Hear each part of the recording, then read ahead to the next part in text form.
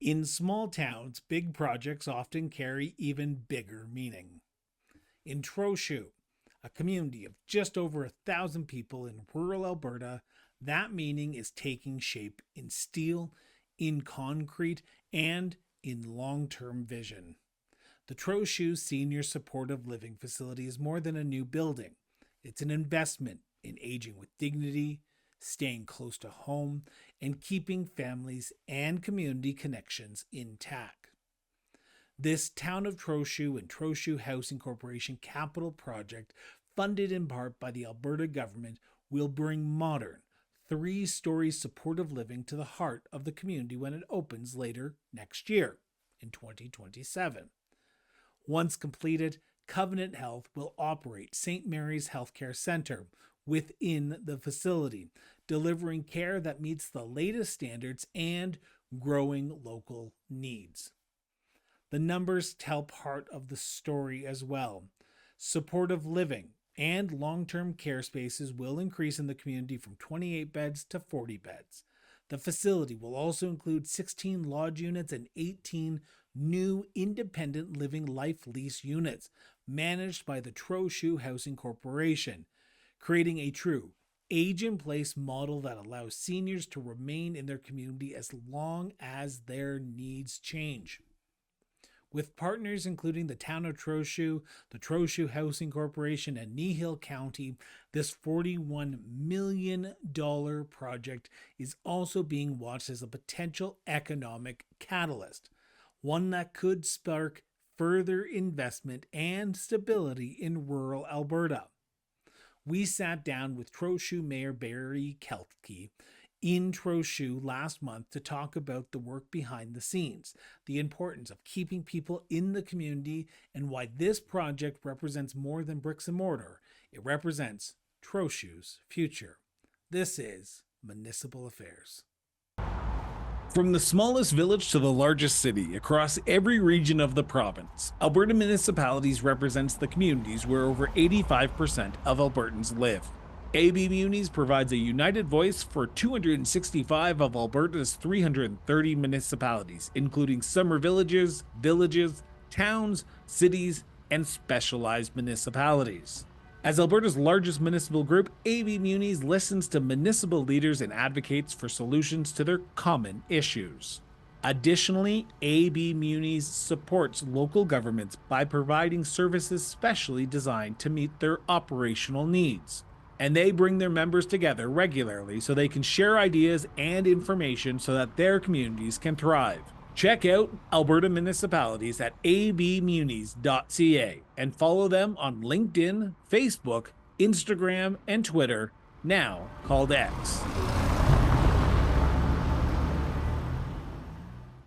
With your support, we can continue to grow and deliver the content you have come to know and trust in 2025. Now, as we prepare for Season 9 of Cross-Border Interviews and Season 5 of Municipal Affairs, there has never been a better time to stand behind independent, municipally based journalism and conversations. Now, please note, due to a change to our website provider, we have transitioned away from traditionally monthly subscriptions. Support is now available through a one-time annual fee or through multiple monthly contributions. Subscribe today and help us to continue to bring more important stories and discussions to you and the entire Cross-Border Network. Mayor, thank you so much for sitting down with me and talking about sort of a big project that the town of Trochu and surrounding area has undertaken. And we are 1 year away, potentially just over a year away, from the opening of the supportive living facility here in the town.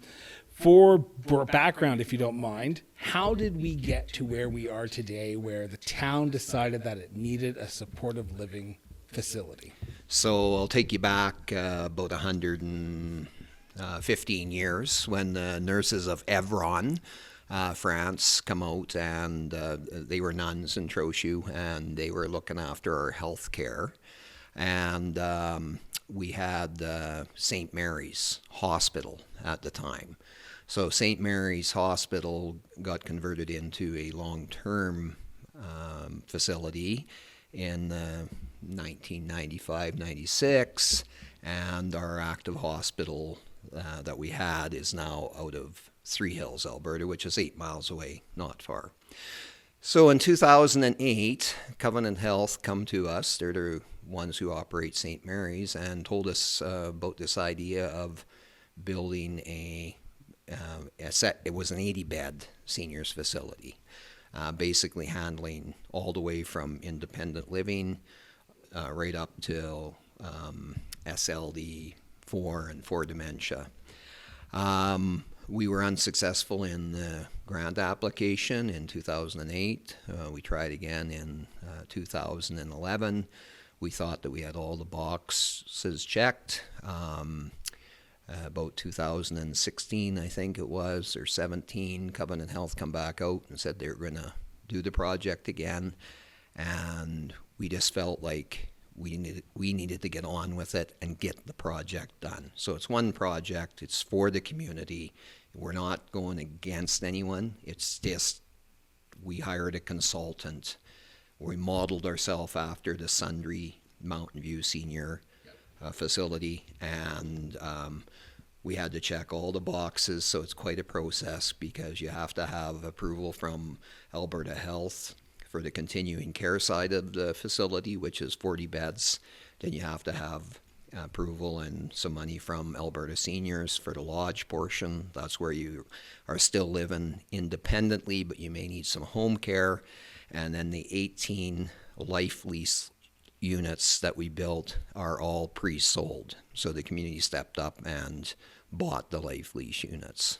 So at the facility that we are building up here, the life lease actually has underground parking. And our one project manager that works for Trochu Housing Corporation has mentioned that he thinks that there's not another underground parking between Red Deer and Saskatoon if you draw a straight line. Okay, so there's a lot of questions I want to play into here for a second. Yep.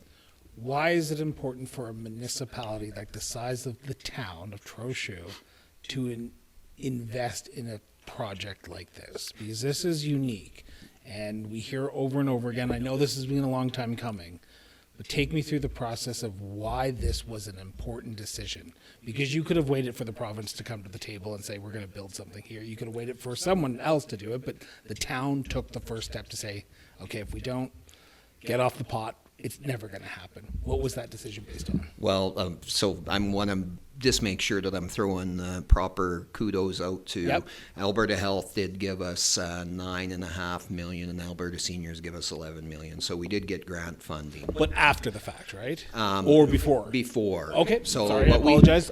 Yeah. No, we started working on this. I think we're in year 7 now, and we knew it was going to be a slow process, and it was just a whole. You have to have one grant before you can apply for the next grant. And then there's a third grant, which is called the CMHC grant, that we kind of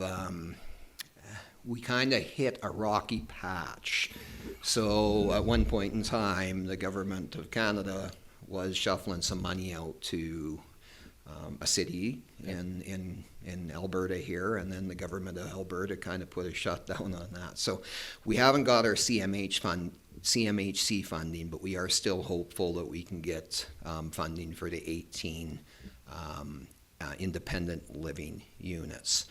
Why? Okay, so then the original question, and I appreciate the clarification on that, Barry, but why was it important for the municipality to help spearhead this? I think it was important because I've been here since 1964. I was born and raised in Trochu. I was born in the St. Mary's Hospital.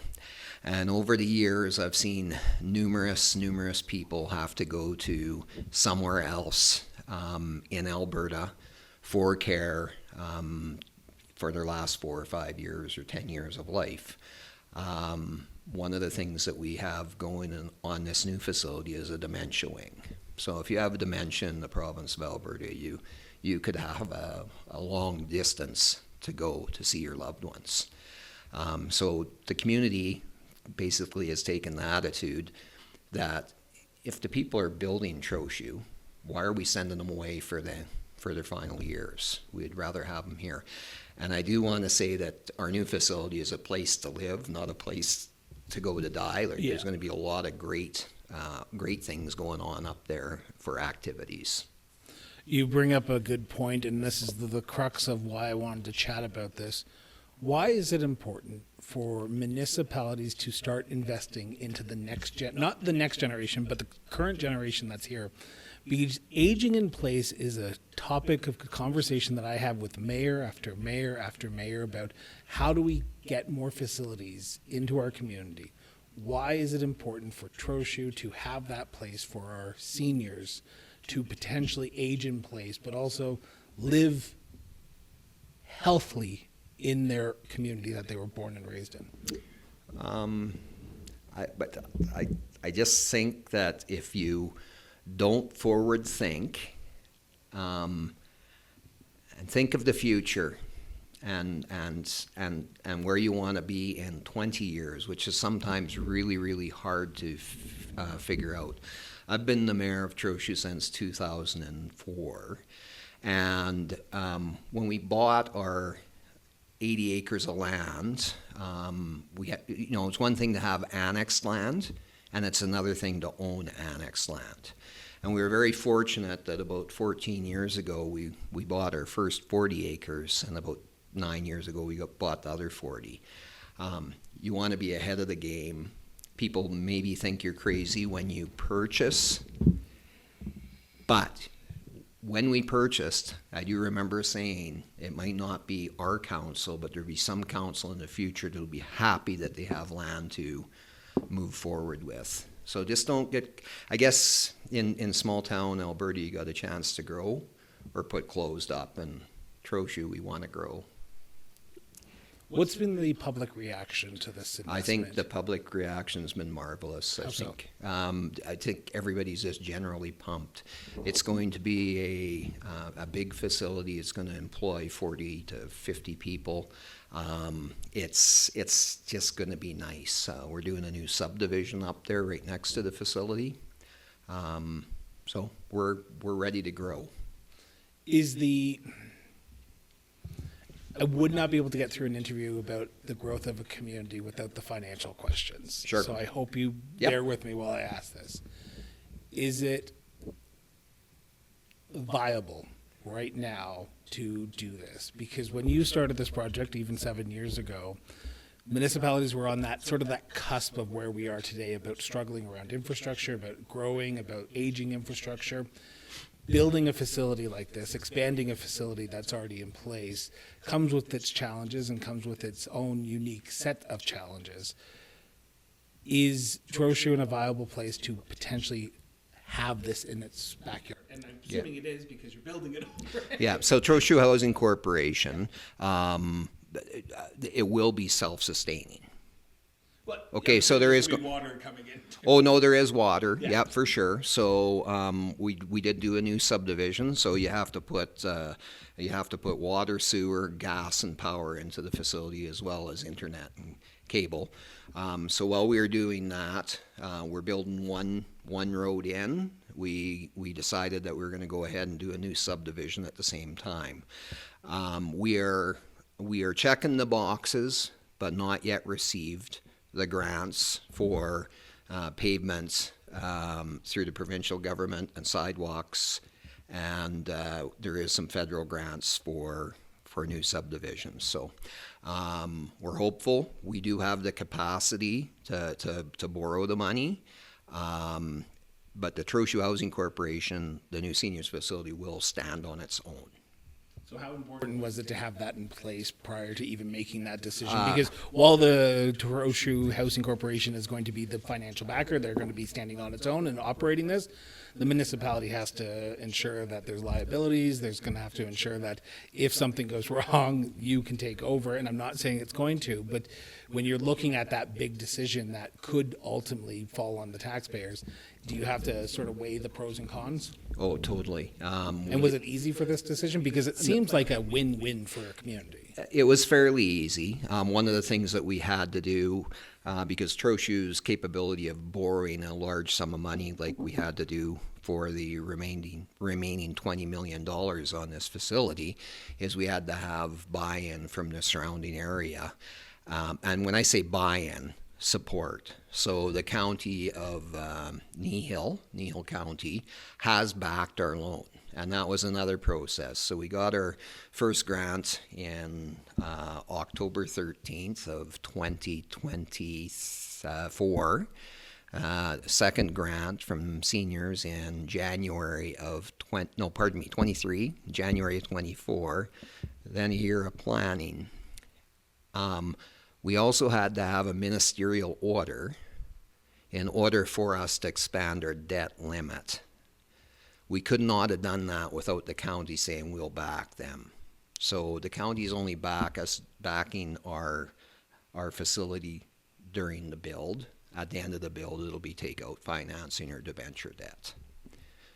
Paid for wholly by Trochu Housing Corporation. Having a partner like Nehill County and the surrounding areas that sort of come into where Trochu is, how important is it when you're looking at a viable path for a facility like this, or even the housing corporation? I'm not getting to speak on behalf of the housing corporation for a second, but I want to talk about the town.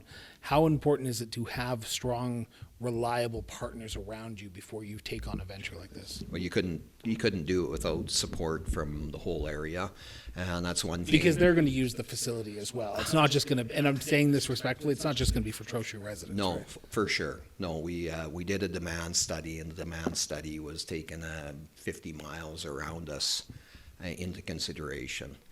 So can I ask where the closest dementia facility is right now? Is it Red Deer? Yeah, it would be, and I don't know how you get in there. So this is gonna put Trochu on the map a little bit. I believe it will, yes.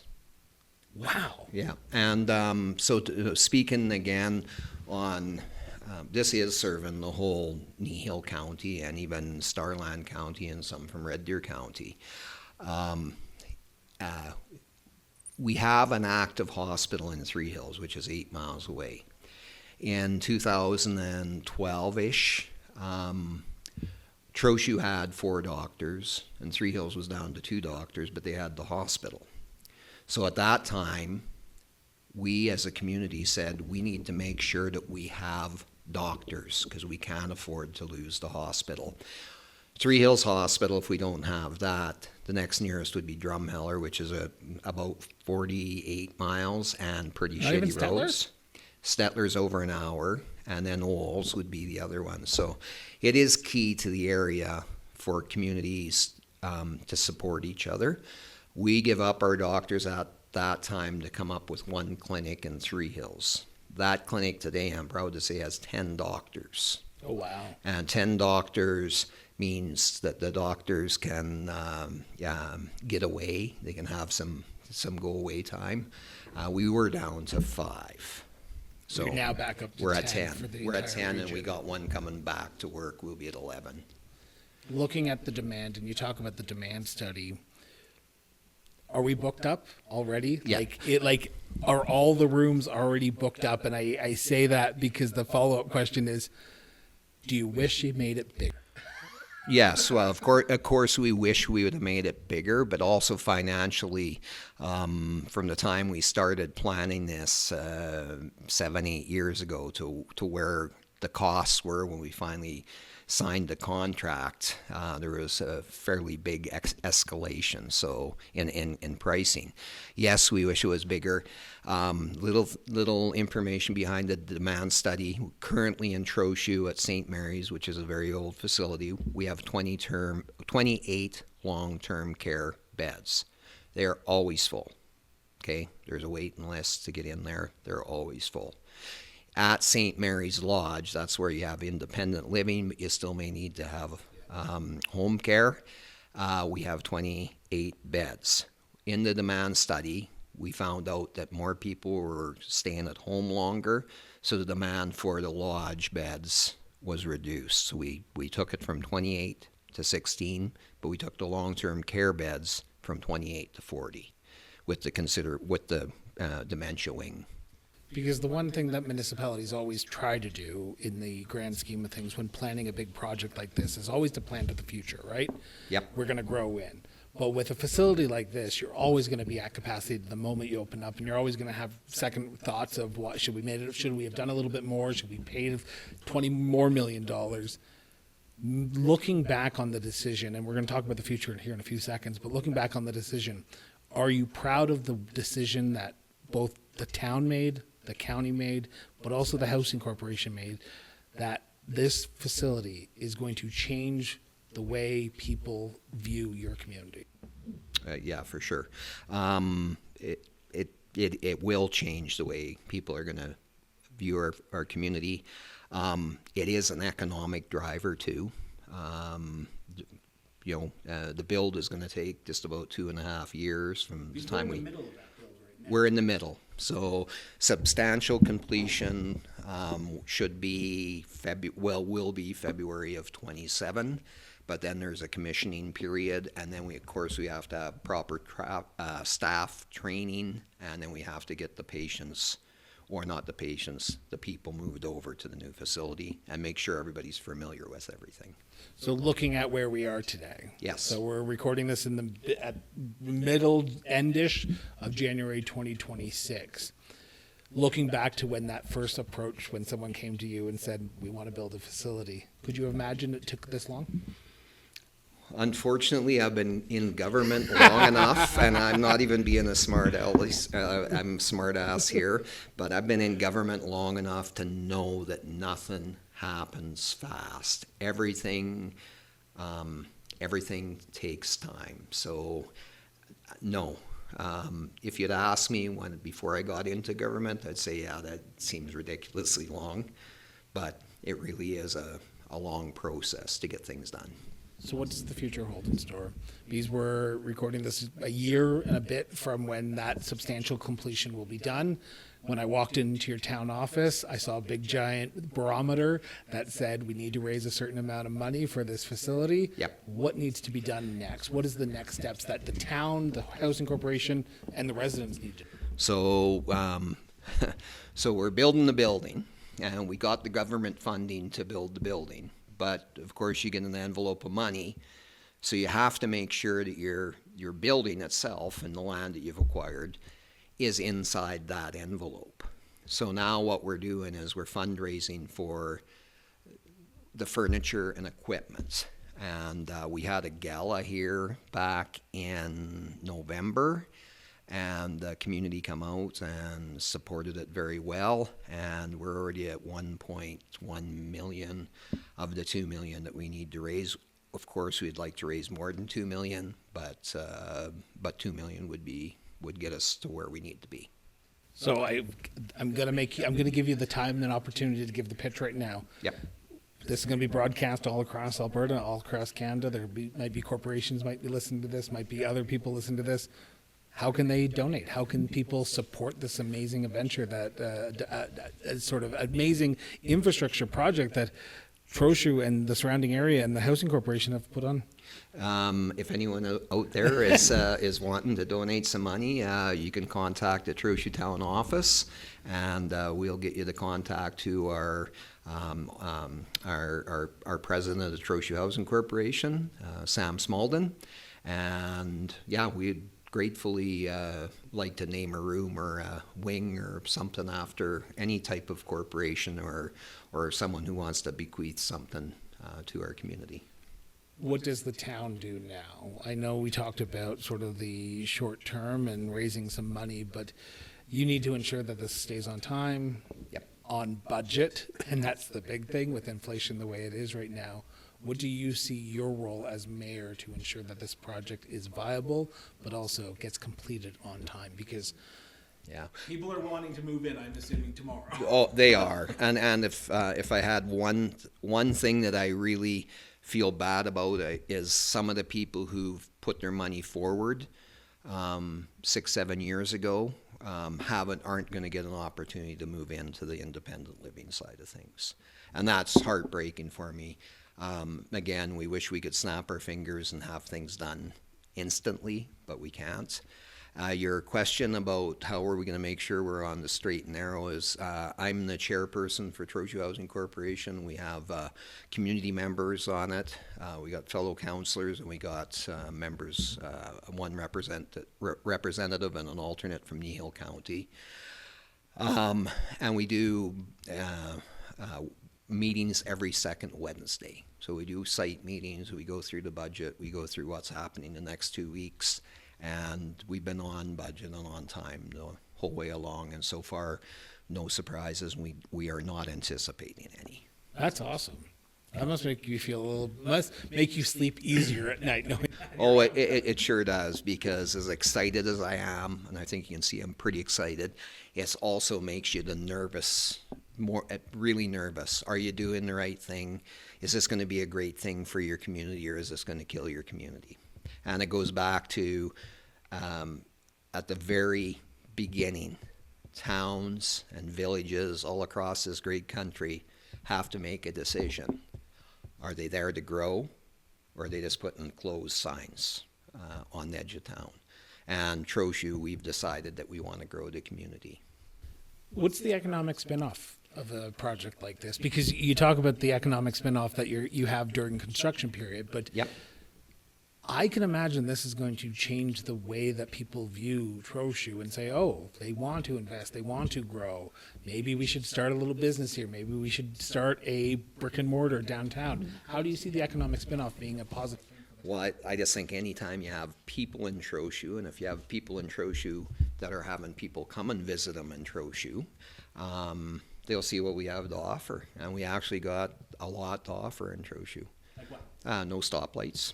I'm serious. It is true. We don't have to press a button to cross the street, but we do have a lot of things. We've got the arenas and the golf courses and a K-12 school that is now got 294 bums in the seat. So that's pretty amazing in our town.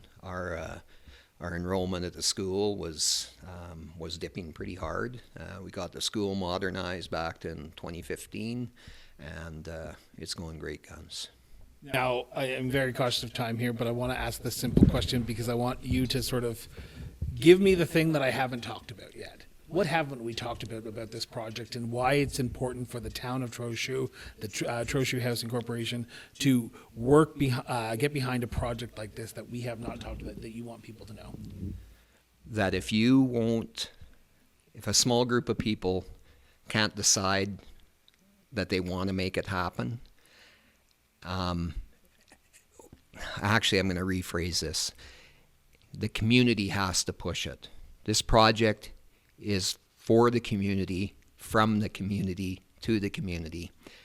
And I think that would be my message is you have to look. You can't just wait and hope that someone's going to come in and do something special in your community.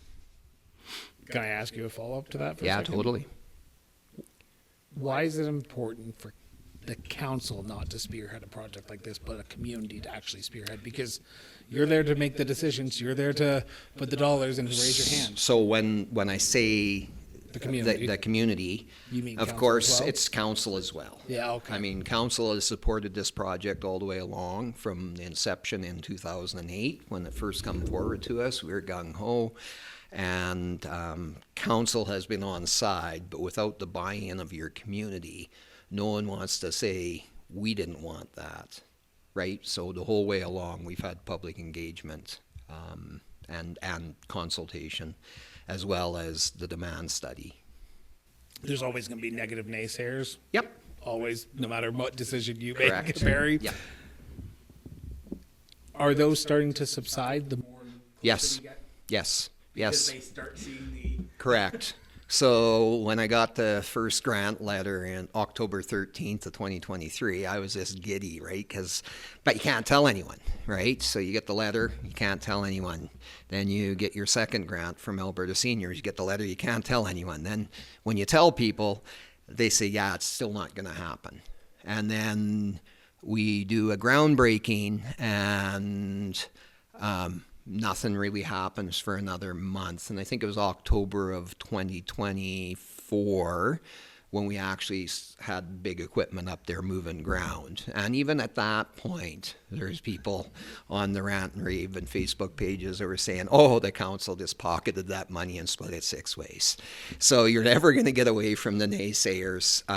But now the project is approximately 40% done. The 40 beds of long-term care, the buildings are completely up, and you can see them from the road. People are now believers. Always great to turn people, non-believers into believers in municipal government. Yeah, no, for sure. Barry, I want to thank you from the bottom of my heart for sitting down with me and talking about this. Before I go, I want to leave on this word. Are you proud of where we are today in the town of Trochu? I'm very proud of the town of Trochu and the people of Trochu, and the surrounding communities. Again, we couldn't have done it without full cooperation from other municipalities in Neil County as well as Neil County. We couldn't have got it done, I don't believe, without having our own consultant that knew what he was doing and knew the process, even though it seemed tediously slow for the whole time. But we're making it. You certainly are, and you're making sure that open sign is on the entrance of Trochu. We sure want that. It will happen. Barry, thank you so much. Thank you so much. Awesome. Thanks for tuning in to Municipal Affairs, the show where we take a closer look at the people, the policies, and yes, even the practical decisions shaping local governance across Canada. Now, each episode is designed to dig beneath the headlines and bring forward real conversations about the challenges and, yes, even opportunities facing municipalities of all sizes, in all regions, in all parts of Canada. Now, if today's discussion was useful or even thought-provoking, we encourage you to subscribe to the show, leave a review, and share this episode with colleagues, counselors, or any municipal-minded professional who cares about strong local governance. Visit crossbordernetwork.ca to learn how you can join us in a future episode and contribute to the national conversation on municipal affairs. Until next time, stay informed, stay engaged, and thank you again for tuning in to Municipal Affairs.